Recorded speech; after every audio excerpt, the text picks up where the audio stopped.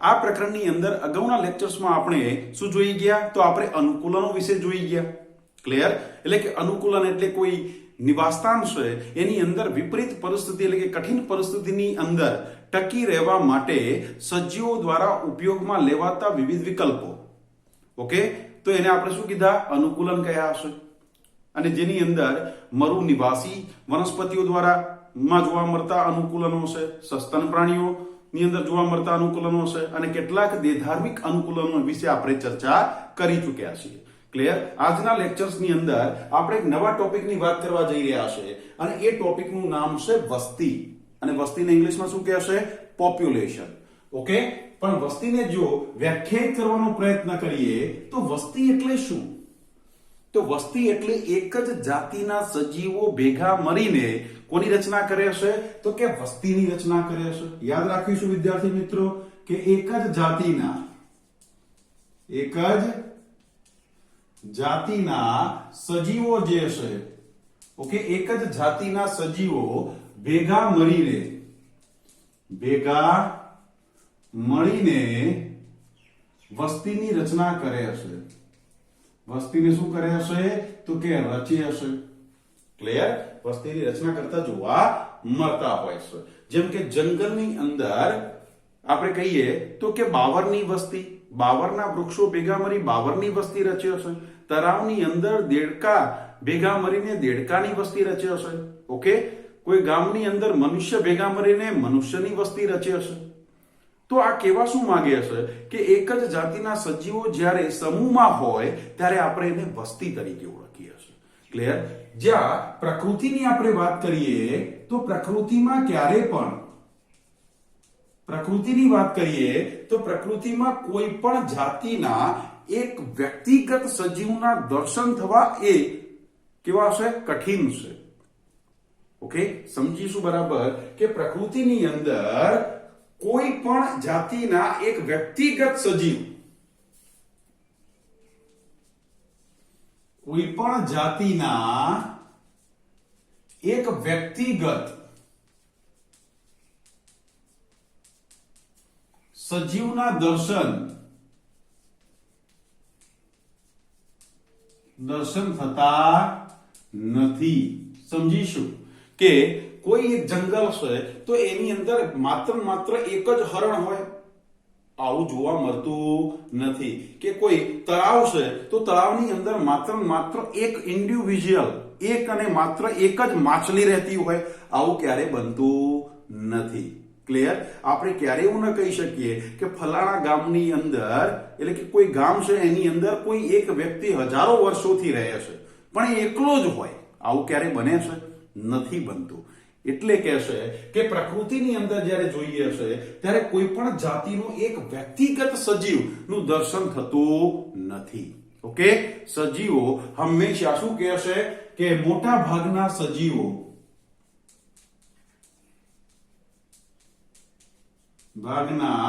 જે સજીવો છે એ સજીવો હંમેશા શું કહે છે? ચોક્કસ ભૌગોલિક વિસ્તારમાં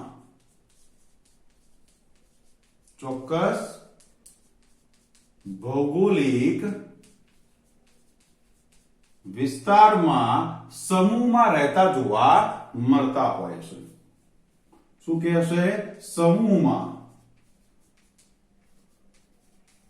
રહેતા જોવા મળે છે. ક્લિયર? જંગલની અંદર ગયા હોય તો જંગલમાં એક અને માત્ર એક હરણ ના હોય પણ એક કરતા વધારે હરણ એ ભેગા મળીને રહેતા જોવા મળતા હોય છે. ક્લિયર? એક સરખા અને આ સમૂહમાં રહેલા આ જે સજીવો છે એટલે કે આ જે વસ્તી છે, ઓકે, આવા સમૂહમાં રહેતા જે સજીવો છે એ એકબીજા વચ્ચે શું કરે છે? એક સરખા કુદરતી સ્ત્રોતો માટે, એટલે કે આ સમૂહમાં રહેલા સજીવો જે છે એ સજીવો એક જેવા જે ભૌગોલિક જે આપણે કહીએ કે જે સ્ત્રોતો છે, ઓકે, એક સરખા કુદરતી સ્ત્રોતો માટે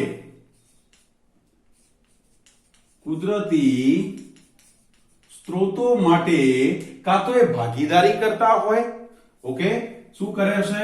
ભાગીદારી કે અથવા તો પછી શું કરે છે? સ્પર્ધા કરતા હોય છે. ઓકે, આવા એક સમૂહમાં જોવા મળતા જે સજીવો છે એ એક જેવા કુદરતી સ્ત્રોતો માટે કાં તો એ ભાગીદારી કરે છે કાં તો સ્પર્ધા પણ કરતા હોય છે. ક્લિયર? ઓકે, હરણ હોય કે સિંહ હોય કે મનુષ્ય હોય, આપણે જાણીએ છે ખોરાકના સ્ત્રોતો છે, ઓકે, પછી રહેઠાણના સ્ત્રોતો છે, એના માટે હંમેશા હરીફાઈ થતી હોય છે. ઓકે, હંમેશા શું લાગે છે? સ્પર્ધા જોવા મળે છે. ક્લિયર? અને સાથે સાથે તેઓ શું કરે છે? અને તેઓ આંતર પ્રજનન કરે છે. તેઓ શું દર્શાવે છે? આંતર પ્રજનન દર્શાવે છે. ઓકે, શું કહે છે કે સમૂહમાં રહેલા આવા જે સજીવો છે એક જેવા કુદરતી સ્ત્રોતો માટે ભાગીદારી અથવા તો સ્પર્ધા કરતા હોય છે અને સાથે તેઓ આંતર પ્રજનન દર્શાવતા હોય છે. ઓકે, આંતર પ્રજનન દર્શાવે છે અને શું રચે છે? વસ્તીની રચના કરે છે. વસ્તીને શું કરતા હોય છે? રચતા હોય છે. ક્લિયર? એ વસ્તીને શું કરે છે? તો કે રચતા જોવા મળે છે. પણ જે આંતર પ્રજનન શબ્દને આપણે સમજીએ તો આંતર પ્રજનન એટલે તો શું કહેશે? લિંગી પ્રજનન. સમજીશું વિદ્યાર્થી મિત્રો શું કહેશે? આંતર પ્રજનન એટલે લિંગી પ્રજનન. તો અહીંયા એવું કહી શકાય કે લિંગી પ્રજનન કરતા સજીવો ભેગા મળીને વસ્તીને રચે છે. માત્ર ને માત્ર શું લિંગી પ્રજનન કરતા સજીવો ભેગા મળીને વસ્તીને રચે છે? તો કે ના, અલિંગી પ્રજનન કરતા સજીવો પણ શું કહેશે? અલિંગી પ્રજનન કરતા જે સજીવો છે એ સજીવો જે સમૂહ રચે છે, ઓકે, એટલે કે અલિંગી પ્રજનન કરતા જે સજીવો છે એ સજીવો જ્યારે સમૂહમાં હોય, એટલે કે અલિંગી પ્રજનન કરતા સજીવો સમૂહમાં ભેગા મળીને એ પણ શું કરે છે? પરિસ્થિતિકીય દ્રષ્ટિએ પણ વસ્તીની જ રચના કરે છે. સમૂહમાં શું કરે છે? વસ્તીની રચના કરે છે. એને પણ વસ્તી જ કહેવાય. ક્લિયર? લિંગી પ્રજનન દર્શાવતા જે સજીવો એક જ જાતિના જ્યારે ભેગા મળે છે તો આપણે એને વસ્તી કહીએ છીએ. ક્લિયર? ઓકે, પણ એવું નથી. અલિંગી પ્રજનન દર્શાવતા જે સજીવો છે એ પણ પરિસ્થિતિ વિદ્યાની દ્રષ્ટિએ એ પણ જ્યારે સમૂહમાં હોય ત્યારે આપણે એને પણ શું કહી શકીએ છીએ? વસ્તી તરીકે ઓળખીએ છીએ. એટલે કે અલિંગી પ્રજનન દર્શાવતા કે લિંગી પ્રજનન દર્શાવતા સજીવો એક જ જાતિના જ્યારે ભેગા હોય છે, એટલે કે સમૂહમાં હોય, તો આપણે એને શું કહીશું? વસ્તી તરીકે ઓળખીએ છીએ. ક્લિયર? અને વસ્તીનું જો ઉદાહરણ લેવું હોય કે વસ્તી એટલે તો કહેશે કે કોઈ જળ પ્લાવિત વિસ્તાર છે. ઓકે, જળ પ્લાવિત એટલે કે પાણીથી ભરેલો વિસ્તાર હોય અને એ વિસ્તારની અંદર જોવા મળતા પક્ષીઓ, તો એ કોની વસ્તી રચી? તો કે પક્ષીઓની વસ્તી છે. ઓકે, એ જ પ્રમાણે આપણે કહીએ કે ત્વજાયેલી ભૂમિમાં, ત્વજાયેલી જે ભૂમિ છે એ ભૂમિમાં રહેતા ઉંદરોની વસ્તી, ઓકે, ઉંદરો નો જે સમૂહ છે એને પણ આપણે શું કહીશું? વસ્તી તરીકે ઓળખીએ છીએ. ઓકે, ત્વજાયેલી જે ભૂમિ હોય, જેને આપણે કહી શકીએ પડતર ભૂમિ છે, ઓકે, જેનો મનુષ્ય પોતાના ઉપયોગ માટે લેતો નથી, એવી પડી રહેલી જે જમીન હોય એની અંદર જ્યારે ઉંદરો ભેગા મળે છે ત્યારે આપણે એને શું કહી શકીએ? ઉંદરોની વસ્તી. આ ઉપરાંત કહી શકીએ કે જંગલ હોય અને જંગલમાં જોવા મળતા સાગની વસ્તી. ઓકે, સાગના વૃક્ષો ભેગા મળીને કોને રચે છે? તો કે વસ્તીની રચના કરતા હોય છે. ક્લિયર? એ જ પ્રમાણે કહી શકીએ કે જળાશયમાં રહેલા દેડકાની વસ્તી. ક્લિયર? દેડકા જળાશયમાં ભેગા મળીને દેડકાની વસ્તીને રચે છે. ઓકે, વાંસના એટલે કે વાંસ વનસ્પતિઓ ભેગી મળીને શું કરે હશે? તો કે વાંસના વૃક્ષો ભેગા મળીને વાંસની વસ્તીની રચના કરે હશે. સમજાય હશે? એટલે કે એક જ જાતિના સજીવો જ્યારે ભેગા મળે છે ત્યારે વસ્તીની રચના કરતા હોય છે. ક્લિયર? પણ જે આપણે બીજો શબ્દ પણ અહીંયા સમજી ગયા કે અલિંગી પ્રજનન કરતા સજીવો જ્યારે સમૂહમાં હોય તો એ પણ વસ્તીને રચે હશે. ચલો એનું પણ ઉદાહરણ લઈ લઈએ. તો કે છે સંવર્ધન માધ્યમ હોય, એ માધ્યમમાં રહેલા બેક્ટેરિયા. ક્લિયર? સંવર્ધન માધ્યમમાં રહેલા જે બેક્ટેરિયા છે, અને બેક્ટેરિયા લિંગી પ્રજનન દર્શાવે છે, પણ હજારોની સંખ્યામાં જ્યારે બેક્ટેરિયા સમૂહમાં હોય ત્યારે આપણે એને શું કહીશું? બેક્ટેરિયાની વસ્તી છે. ઓકે, આપણે શું કહીશું? બેક્ટેરિયાની વસ્તી છે. ક્લિયર? પણ જ્યારે વસ્તીના સ્તરે જોઈએ હશે તો વસ્તીના સ્તરે હંમેશા શું જોવા મળે છે? પ્રાકૃતિક પસંદગી દ્વારા એમાં લક્ષણો નો વિકાસ થતો જોવા મળે છે. ઓકે, સમજીએ કે વસ્તીના સ્તરે જ્યારે આપણે વસ્તીની વાત કરીએ છીએ, ઓકે, એટલે કે વસ્તીના સ્તરે હંમેશા શું હોય છે? તો કે પ્રાકૃતિક પસંદગી, નેચરલ સિલેક્શન દ્વારા ઈચ્છિત લક્ષણોનો શું થતો હોય છે? વિકાસ થતો હોય છે. તો વસ્તીના સ્તરે પ્રાકૃતિક પસંદગી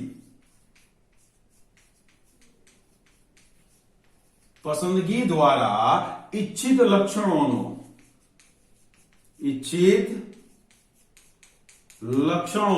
શું જોવા મળે છે? તો કે વિકાસ જોવા મળે છે. ઓકે, જ્યારે પ્રાકૃતિક પસંદગીની વાત કરીએ છીએ, નેચરલ સિલેક્શનની વાત કરીએ છીએ, ત્યારે ડાર્વિનને ક્યારે ભૂલાય નહીં. ઓકે, પ્રાકૃતિક પસંદગી એટલે કે કોઈ જંગલ છે એની અંદર સાગના વૃક્ષો છે. આપણે કોઈ જંગલની મુલાકાત લઈએ છે તો એ સમય દરમિયાન આપણે જંગલમાં સાગના વૃક્ષો જોવા મળ્યા. અન્ય વૃક્ષોની સાપેક્ષમાં મેક્સિમમ સાગના વૃક્ષો છે. તો કેમ સાગના વૃક્ષોની સંખ્યા જંગલમાં વધારે છે? તો જે પ્રાકૃતિક પસંદગી કોણ પામ્યો? સાગ પામ્યો છે. અન્ય વનસ્પતિઓની સાપેક્ષે સાગની પસંદગી થઈ છે. એટલે કુદરતે, પ્રકૃતિ એને પસંદ કરી છે. કેમ? કારણ કે એ નિવાસસ્થાનની અંદર ટકી રહેવાના એની અંદર લક્ષણોનો શું થયો છે? વિકાસ થયો છે. અને સાગ એ વિસ્તારની અંદર પ્રાકૃતિક પસંદગી પામ્યો, માટે એની પોપ્યુલેશન શું થઈ ગયું? વધી શક્યું છે. ખૂબ મોટી સંખ્યામાં પોપ્યુલેશન થાય છે અને માટે આપણે એને સાગના જંગલ તરીકે ઓળખીએ છીએ. ક્લિયર? કોઈ જંગલની અંદર આપણે જઈએ છીએ અને એ જંગલમાં હરણની સંખ્યા વધારે જોવા મળે છે, અન્ય પ્રાણીઓની સાપેક્ષ હરણની સંખ્યા વધારે હશે, તો એ જંગલ જે હશે, એ જે પ્રકૃતિ છે, કુદરત જે હશે, એને કોને પસંદ કર્યું? તો કે હરણને પસંદ કર્યું. હરણ એ નેચરલ સિલેક્શન પામ્યું એ નિવાસસ્થાનની અંદર, પ્રકૃતિ એને પસંદ કર્યું, માટે એ મોટા પ્રમાણમાં એની સંખ્યા એ જંગલમાં જોવા મળે છે. ઓકે, સમજાય હશે? પ્રાકૃતિક પસંદગી એ શું કરે છે? જે તે વસ્તી હોય અથવા જે જાતિ છે સજીવની, એની વસ્તીને એના ફેલાવા માટે, એના પોપ્યુલેશનના વધારા માટે શું થતી હોય છે? મદદ થતી જોવા મળે છે. ક્લિયર? અને એ જ સજીવ પ્રાકૃતિક પસંદગી પામી શકે કે જે નિવાસસ્થાનની અંદર શું કરી શકે? પર્યાવરણીય પરિસ્થિતિને આધીન ઈચ્છિત લક્ષણોનો શું કરી શકે? વિકાસ કરી શકે. જો એ પર્યાવરણીય પરિસ્થિતિ સાથે તાલમેલ મેળવવા એ જો ઈચ્છિત લક્ષણો એટલે કે અનુકૂળ લક્ષણોનો વિકાસ નહીં કરે તો એ સજીવ એ નિવાસસ્થાનમાંથી ગાયબ થઈ જશે, અદ્રશ્ય થઈ જાય છે, એ લુપ્ત થઈ જાય છે. ઓકે, એનો એ નિવાસસ્થાનમાંથી નાશ થઈ જાય છે. ક્લિયર? જે નિવાસસ્થાનની અંદર મહત્તમ દરે સજીવ વૃદ્ધિ દર્શાવતો હોય એ સમજી લેવું, એ સજીવ એ નિવાસસ્થાનમાં પ્રાકૃતિક પસંદગી પામેલો છે. ઓકે, આને યાદ રાખીશું. ક્લિયર? જંગલમાં એ સજીવની વસ્તી વધારે હોય છે કે જેનું શું થયું હોય? નેચરલ સિલેક્શન હોય. ક્લિયર? અને વસ્તી પરિસ્થિતિ વિદ્યા એ પરિસ્થિતિ વિદ્યાનું એક મહત્વનું આપણે કહી શકીએ ક્ષેત્ર છે. વસ્તી પરિસ્થિતિ વિદ્યા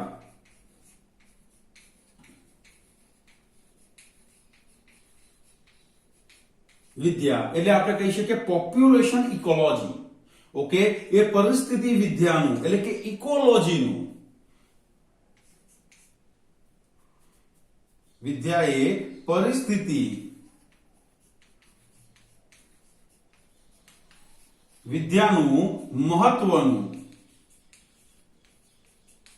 ક્ષેત્ર છે. સમજીશું શું કે વસ્તી પરિસ્થિતિ વિદ્યા એટલે કે પોપ્યુલેશન ઇકોલોજી એ ઇકોલોજીનું મહત્વનું ક્ષેત્ર છે. કેમ? કારણ કે જે પરિસ્થિતિ વિદ્યાને વસ્તી જનીન વિદ્યા અને ઉદ વિકાસ સાથે શું કરે છે? જોડે છે. જે પરિસ્થિતિ વિદ્યાને એટલે કે વસ્તી પરિસ્થિતિ વિદ્યા એ પરિસ્થિતિ વિદ્યાને કોના સાથે? તો કે છે જનીન પરિસ્થિતિ વિદ્યા. આપણે કહી શકીએ કે વસ્તીની અંદર રહેલું જે વસ્તી જનીન વિદ્યા, વસ્તી જનીન વિદ્યા અને ઉદ વિકાસને જોડે છે. વિકાસને શું કરે છે? જોડવાનું કામ કરે છે, જોડે છે. ક્લિયર? પોપ્યુલેશન ઇકોલોજી એટલે કે વસ્તી પરિસ્થિતિ વિદ્યા એ પરિસ્થિતિ વિદ્યાનું એક મહત્વનું ક્ષેત્ર છે. કેમ? કારણ કે પરિસ્થિતિ વિદ્યાને વસ્તી જનીન વિદ્યા અને ઉદ વિકાસને શું કરે છે? જોડવાનો પ્રયત્ન કરે છે, એના સાથે જોડે છે. ક્લિયર? ઓકે, ચલો હવે જોઈએ તો વસ્તીની જ્યારે વાત કરીએ છીએ ત્યારે વસ્તીના ચોક્કસ લક્ષણો હોય છે. વસ્તી ચોક્કસ લક્ષણો દર્શાવે છે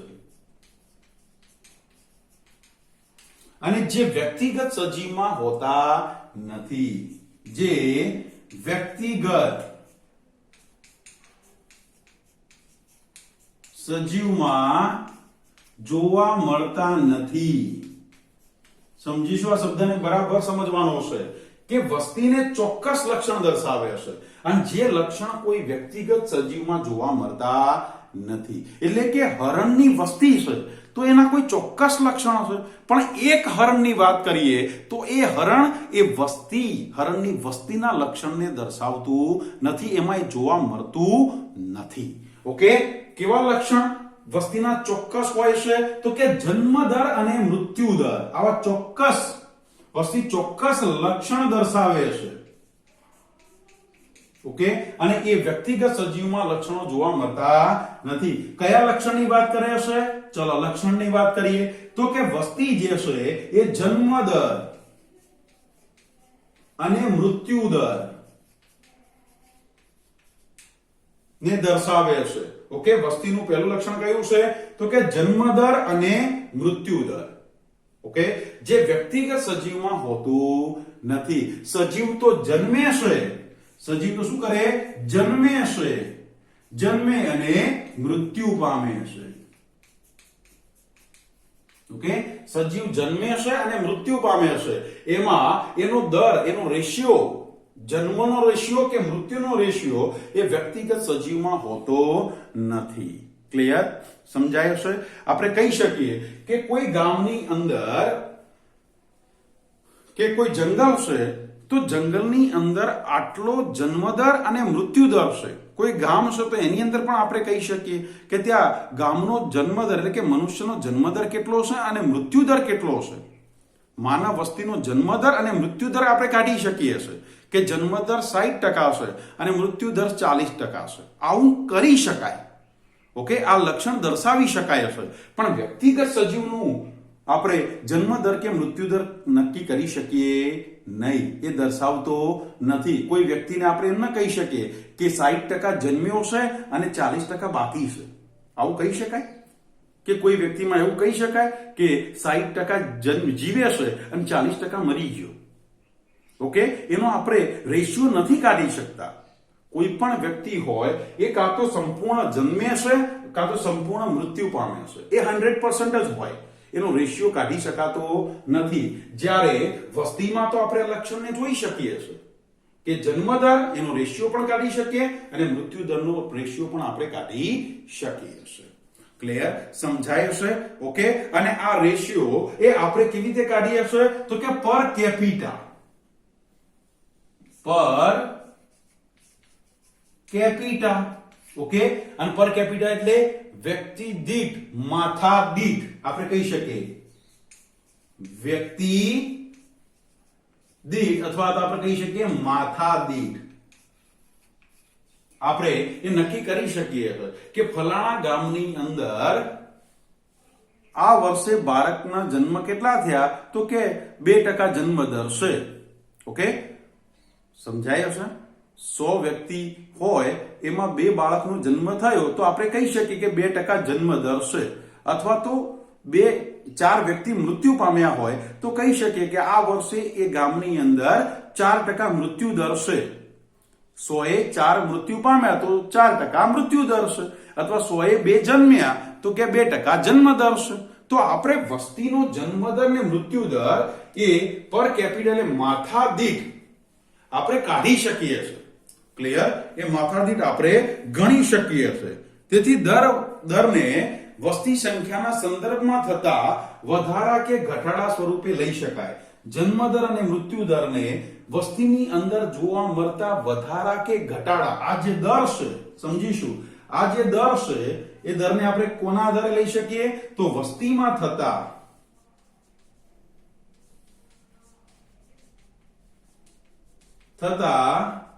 વધારા કે ઘટાડા સ્વરૂપે લઈ શકાય. સ્વરૂપે લઈ શકાય છે. એટલે કે આપણે જન્મ દર અને મૃત્યુ દર, ઓકે, કોઈ પણ વસ્તીનો જાણી શકાય છે. પણ વ્યક્તિગત સજીવનો જન્મ દર ને મૃત્યુ દર હોતો નથી. એ સજીવ સંપૂર્ણ જન્મે છે અથવા તો મૃત્યુ પામે છે. ક્લિયર? ઓકે, સમજાય છે? ચલો હવે સમજીએ કે જન્મ દર અને મૃત્યુ દર ને ઉદાહરણ દ્વારા સમજવાનો પ્રયત્ન કરીએ. તો સૌથી પહેલા આપણે જન્મ દરની વાત કરીએ. સમજીએ કે કોઈ એક તળાવ છે, સમજો. ઓકે, જન્મ દર ને સમજીએ છે તો આપણે લખી દઈએ જન્મ દર. કેવી રીતે કાઢી શકાય? તો કે છે કોઈ એક તળાવ છે, કોઈ એક શું જોવા મળે છે? તળાવ છે. એ તળાવની અંદર કમળની સંખ્યા કેટલી છે? તો કે 20 હતી. ઓકે, તળાવમાં કમળ, જે કમળ છે એની સંખ્યા કેટલી છે? 20 છે. ઓકે, અને નવા જે વિકાસ પામેલા એટલે કે નવા વૃદ્ધિ પામેલા અંકુરિત થયેલા કમળની સંખ્યા 8 છે. ક્લિયર? તો એ કોઈ એક તળાવ છે એમાં કમળની સંખ્યા કેટલી હતી? 20 હતી. જેમાં નવા કમળ જે છે એ કેટલા ઉમેરાયા છે? તો કે 8 ઉમેરાયા. ઓકે, કે ચલો સમજીએ કે 2019 ની અંદર કમળની સંખ્યા 20 હતી. તળાવમાં કમળની સંખ્યા કેટલી હતી?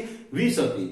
અને 2020 માં જ્યાં ત્યારે આપણને જોવા મળ્યું કે કમળની સંખ્યામાં 20 હતા અને એમાં કેટલા ઉમેરાયા? તો કે નવા 8 કમળ ઉમેરાયા. ક્લિયર? હમ સમજીશું. આ પ્રતિ વર્ષ કે છે, પ્રતિ વર્ષ. ઓકે, તો નવા વર્ષે એની અંદર કેટલા કમળ ઉમેરાયા? 8 ઉમેરાયા. 20 હતા અને 8 ઉમેરાયા તો કુલ કમળ કેટલા થઈ ગયા? તો કુલ કમળની સંખ્યા થઈ ગઈ 28. કુલ કમળ કેટલા થઈ ગયા? 28. તો હવે આપણે સમજીએ અહીંયા કે નવા 8 ઉમેરાયા અને જૂના 20 હતા તો ત્યાં જન્મદર કેટલો છે? ઓકે, નવા કમળ એટલે કે નવા કમળનો જન્મદર કેટલો છે? તો આપણે લખી શકીએ કે નવા કમળનો જન્મદર એટલે કે ત્યાં તળાવની અંદર નવા કમળ માટે જન્મદર કેટલો? તો આપણે કહી શકીએ કે જન્મ લેનાર સભ્યોની સંખ્યા. કેટલા સભ્યો અહીંયા જન્મ લીધો? તો કે 8 નવા ઉમેરાયા. ક્લિયર? તો 8.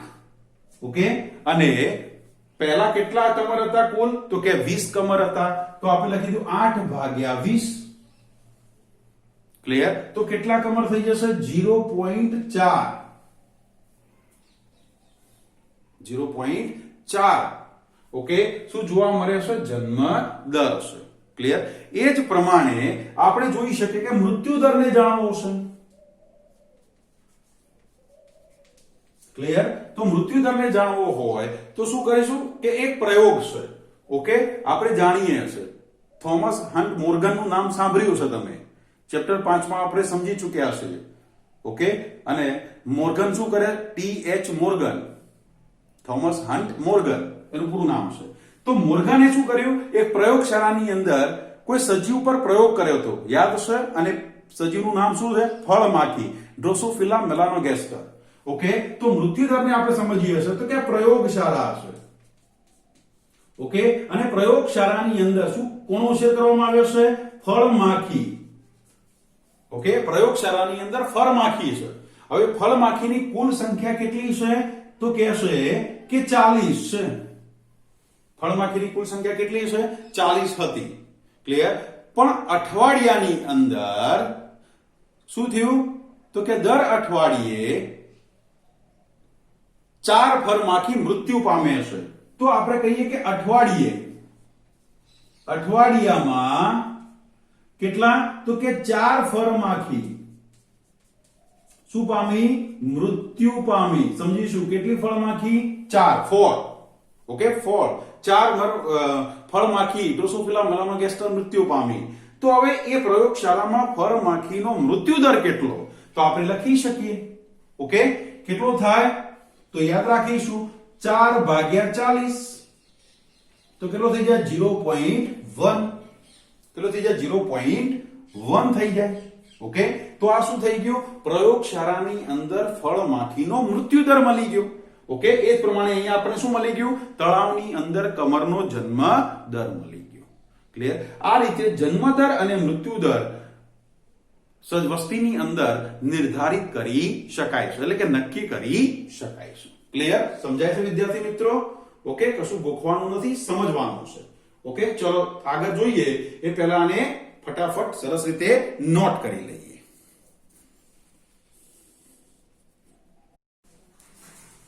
ઓકે, ચલો વિદ્યાર્થી મિત્રો આગળ જોઈએ. તો વસ્તીનું બીજું મહત્વનું જે લક્ષણ છે,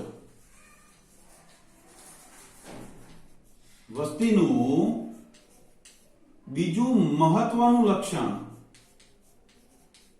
એ કયું છે? કે જાતિ પ્રમાણ.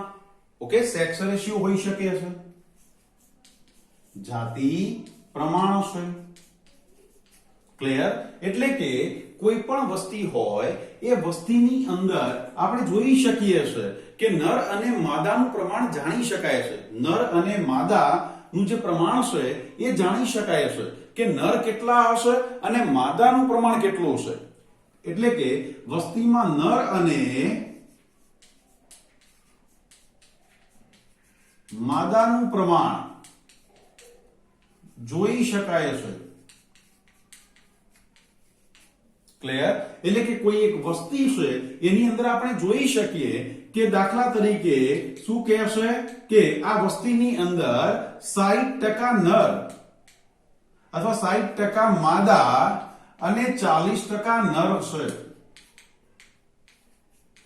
ઓકે, આવું કહી શકાય કે કોઈ ગામ હોય તો ગામમાં આપણે પર કેપિટા જોઈ શકીએ છીએ કે પુરુષોની સંખ્યા કેટલી છે અને સ્ત્રીઓની સંખ્યા કેટલી હોય. ઓકે, એનો રેશિયો આપણે જાણી શકીએ છીએ. ઓકે, પરંતુ વ્યક્તિગત સજીવમાં એનું જાતિ પ્રમાણ, એનો સેક્સ રેશિયો કાઢી શકાતો નથી. કેમ? સમજીશું કે કોઈ પણ વ્યક્તિ હોય, વ્યક્તિગત સજીવ જે છે એ સજીવ એ નર હોય, નર કે માદા હોઈ શકે, માદા હોઈ શકે. ક્લિયર? વ્યક્તિગત સજીવ એ કાં તો નર હોય, ઓકે, 100% નર કે 100% માદા તરીકે હોઈ શકે. ક્લિયર? પણ વ્યક્તિગત સજીવને જાતિ પ્રમાણ હોતું નથી. ઓકે, એનો સેક્સ રેશિયો હોતો નથી. ક્લિયર? કેમ કે ઉદાહરણ તરીકે લેવું હોય તો કહી શકાય કે કોઈ જંગલ છે એમાં સિંહ છે. ઓકે, સમજીશું, કોઈ સિંહ છે તો એક સિંહને આપણે પકડીએ તો એમ કહી શકાય કે આ સિંહ 60% નર છે અને 40% માદા છે. કહી શકાય એ કાં તો નર હશે કાં તો માદા હશે. ક્લિયર? એનો સેક્સ રેશિયો નક્કી કરી શકાતો નથી. ક્લિયર? એ કાં તો નર હોય કાં તો માદા હોઈ શકે. પણ વસ્તીમાં જાતિ પ્રમાણનું લક્ષણ જોવા મળે છે કે કોઈ વસ્તી છે તો એની અંદર 60% નર હશે અને 40% માદા હશે. એટલે 100 વ્યક્તિ હોય તો એમાં કહી શકાય કે 60 માદાઓ હશે અને 40 નર હશે.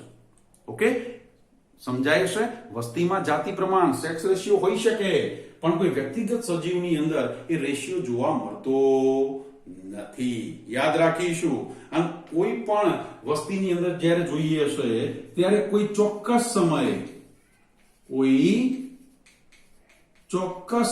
અથવા તો ચોક્કસ માટે શબ્દ બીજો શું વાપર્યો છે? આપેલ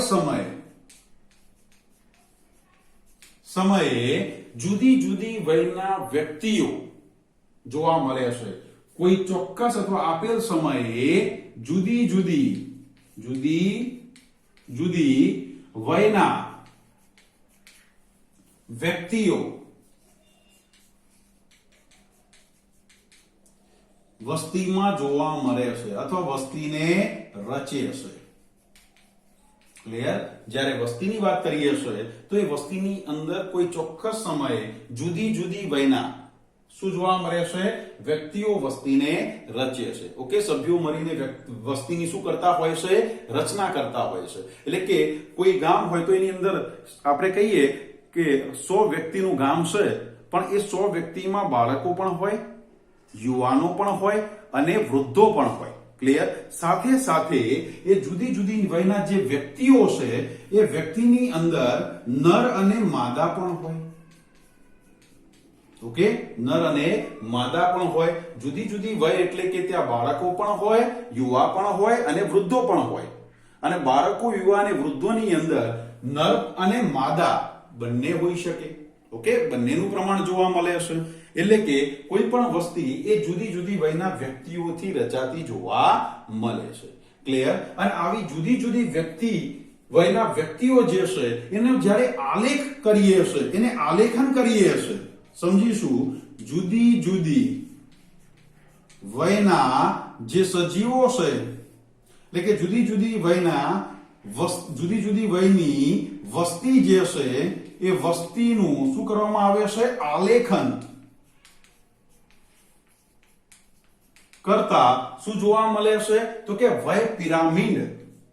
આલેખન કરતા મળતી સંરચનાને લખી શકાય. મળતી સંરચનાને શું કહેશે? વય પિરામિડ કહે છે.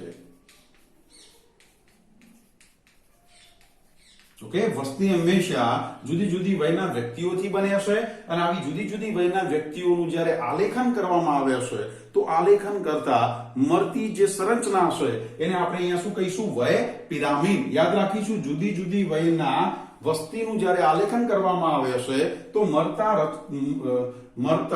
મળતી સંરચનાને શું કહેવાય છે? વય પિરામિડ તરીકે ઓળખાય છે. અહીંયા હવે શું કહેશે કે કોઈ વય પિરામિડ એટલે કે કોઈ વસ્તી છે એની અંદર જુદી જુદી વયના વ્યક્તિઓ છે અને એનું જ્યારે આલેખન કરીએ છીએ ત્યારે શું મળે છે? તો કે વય પિરામિડ મળે છે. ક્લિયર? પણ આવા વસ્તીની અંદર રહેલા જુદી જુદી વયના વ્યક્તિઓ એટલે કે એને 3 ભાગ પાડી શકાય. કયા 3 ભાગ પાડી શકાય? તો કે પૂર્વ પ્રજનનક્ષમ,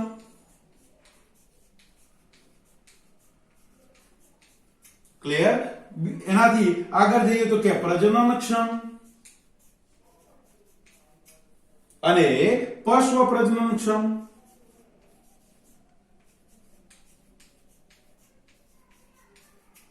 ઓકે, જ્યારે કોઈ વસ્તીની અંદર આપણે જોઈએ તો ત્યારે વય આધારિત વિતરણ હોય છે. એટલે કે એમાં 3 પ્રકારના વય આધારિત સજીવો હોય છે. પૂર્વ પ્રજનનક્ષમ અને પશ્વ પ્રજનનક્ષમ. ક્લિયર? ઓકે, જ્યાં પૂર્વ પ્રજનનક્ષમ એટલે કોણ આવશે? ત્યાં આપણે લઈ શકીએ કે બાળકો છે. તો બાળકો છે એની અંદર આવશે પૂર્વ પ્રજનનક્ષમ છે. જ્યારે પ્રજનનક્ષમ કહીએ ત્યારે કોણ આવે? તો કે યુવા છે, જે પ્રજનનક્ષમ છે. અને ત્રીજી વાત કરીએ તો પશ્વ પ્રજનનક્ષમ એટલે કોણ હોઈ શકે? તો કે વૃદ્ધો છે, જે કેવા હશે? પશ્વ પ્રજનનક્ષમ હશે. ઓકે, હવે કોઈ વસ્તી છે એ વસ્તીની અંદર જ્યારે વય આધારિત આપણે વય પિરામિડ જોઈએ છે ત્યારે આપણને ત્યાં આ પ્રમાણે આલેખન મળે છે. સમજીશું. આપણી બુકમાં પણ આકૃતિઓ આપેલી છે એટલે એને બરાબર ધ્યાનથી સમજી લેવાનું છે. ક્લિયર?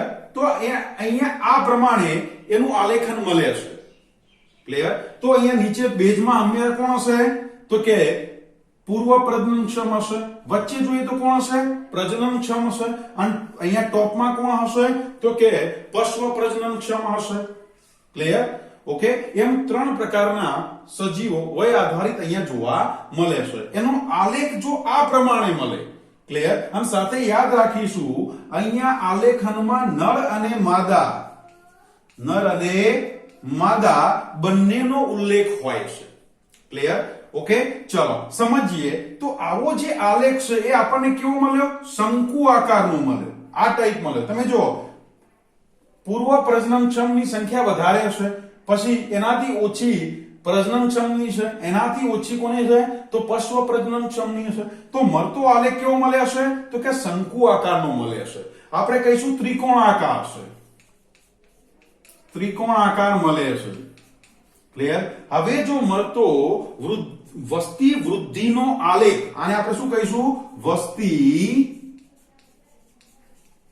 વૃદ્ધિનો શું છે? આલેખ છે. હવે આવો આલેખ જો ત્રિકોણાકાર મળે તો સમજી લેવું વસ્તી વધે છે. વસ્તીમાં શું થઈ રહ્યો છે? વધારો થઈ રહ્યો છે. આ શું બતાવે છે? વસ્તી વધે છે. ક્લિયર? પણ જ્યારે વસ્તીની વય આધારિત જે આલેખન કરીએ અને મળતો આલેખ આવો મળે છે, સમજીશું. આને આપણે કેવો કહીએ? બેલ શેપ્ડ.